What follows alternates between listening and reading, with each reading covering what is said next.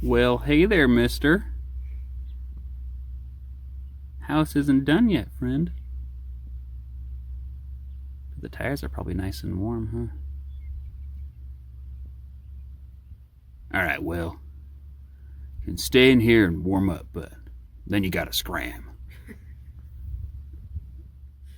Idaho has a habit of maintaining its winter grip, but starting at the end of March, we were finally able to get back to our beloved Earthship.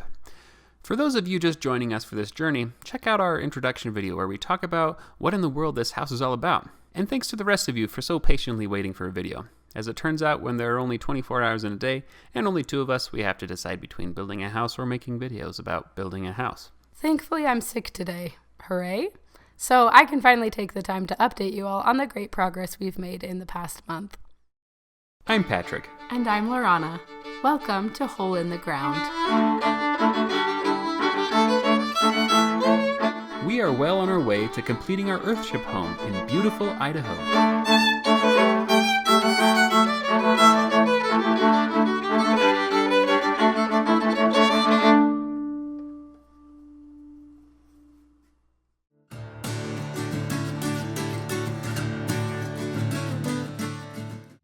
All right, what are you working on, Patrick?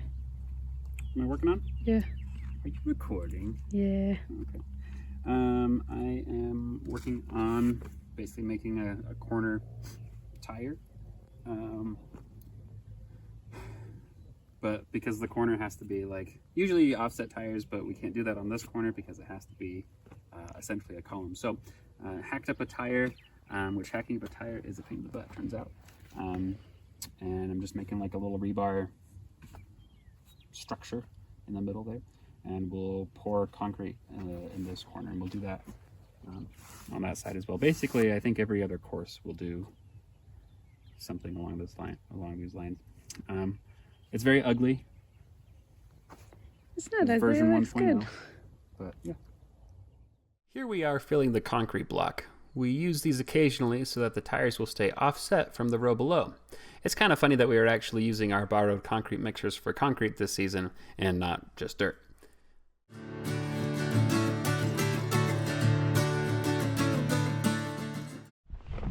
Alrighty.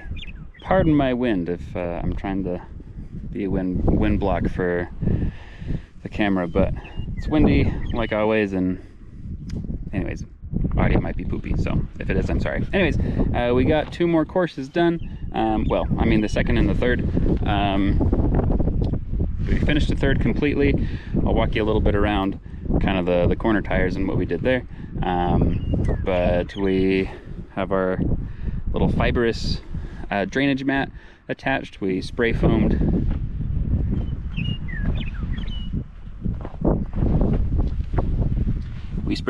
in between the tires. You can't really see the spray foam underneath, but we're basically trying to close up any gaps and seams and stuff like that, to just add a little bit more water resistance.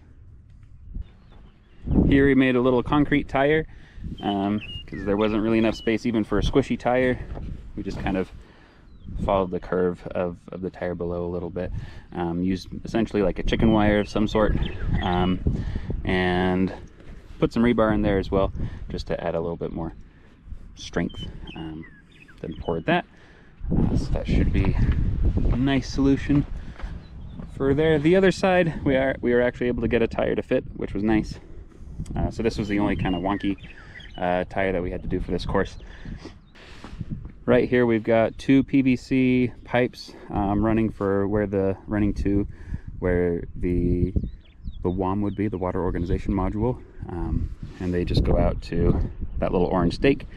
The point of those is to act as sleeves, so that when we've got our water cistern back there, we can just run a pipe in. And the plumbing inspector really strongly suggested that we run a second one, in case we want to drill a well at some point, or just to have a backup. It was, you know, honestly, there was never going to be an easier time than now to put these in. So yeah, and kind of spooged it all full of spray foam as well. Looks ugly, but you know what, that's okay. It'll get covered up by stucco and things like that. So, but yeah, so that's how we'll run our water into the home. before we do backfilling, I also just brought in some of the soil, kind of packed it into the gaps in between the tires. Because when you backfill just with like heavy machinery and stuff like that, I've noticed that these like very corner gaps don't always get properly filled. So I just kind of did that by hand. That way, when we backfill, it should, it's already backfilled in those corners, and it'll be a nice uniform packing.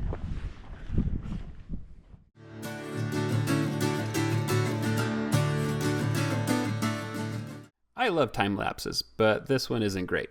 You'll have to squint, so sorry. We got clarification from our engineer that for the Geomesh, the way that we were attaching it at the front of the tire is good. We just need to use number 10 2.5-inch screws. We've also started tying new pieces of rebar to the existing ones so that the rebar runs through the whole height of the house. Again, our EARTHSHIP is way over-engineered compared to most you see online, but at least we know it isn't going anywhere.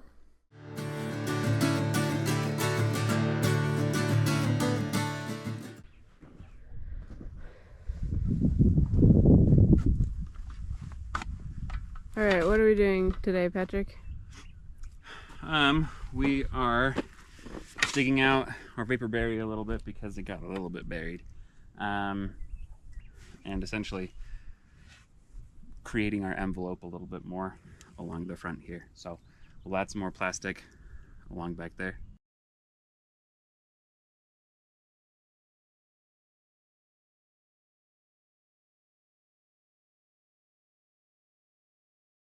There.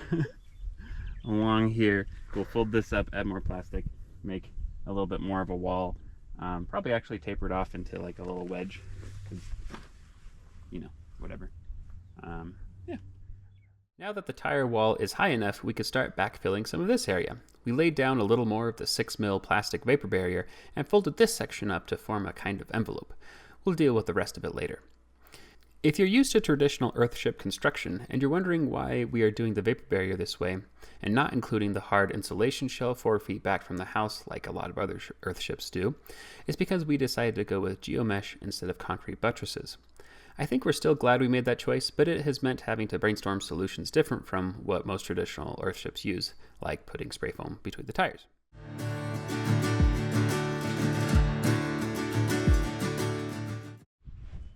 All right, so yesterday we were just doing prep work. We're trying a new approach where we prep a whole bunch of tires at once. So yesterday we laid out the remaining 43 tires on the back course. The way that we did this, we wanted to measure from the first course and measure it 3 inches back so that we get some of that tiered slope back. Unfortunately, tire course number 1 is pretty wibbly wobbly. We didn't know what we were doing super well, so we had a couple anchor tires that we measured, felt like they were in a good place, and then we put a couple anchor tires in down here, screwed them into place. Then we ran a string line along those two and just lined up all the remaining tires in between. Yeah, screwing them in place definitely takes some extra time up front, but I think it does make the actual filling of the tires go faster, and it makes it easier when we have people up here to help. So one of the other things that we did on this course was to put our culvert boxes in. These are not screwed in yet, they're not secured, but everything else is secured, so these should just be able to slot in. As we were laying out the culvert boxes, we were balancing a couple different things, so we had to make sure that we could get the culvert boxes in between rebar. We were just seeing where it fit in nicely with other tires, and then we were thinking about where the actual walls in the interior of the house are going to be, and we were trying to think about where we want the cool air to be coming out in proximity to that. So it's pretty fun to see the culvert boxes laid out and to have all of course 4 prepped. And yeah, we'll just get to work now filling them with dirt. Somebody also gave us this awesome idea for when we have extra helpers. By putting down these planks of wood that we just had lying around, we could have the tractor dump a few extra loads of dirt, and then our extra helpers could shovel dirt into tires way down the line without worrying about snagging or damaging the Geomesh. Using this method, we hit a new record of tires filled in one day, 25. We've learned a lot since our first days of only being able to pound 3 to 4 tires a day with shovels, sledgehammers, and wheelbarrows, and we're feeling optimistic about applying everything we learned last building season this year.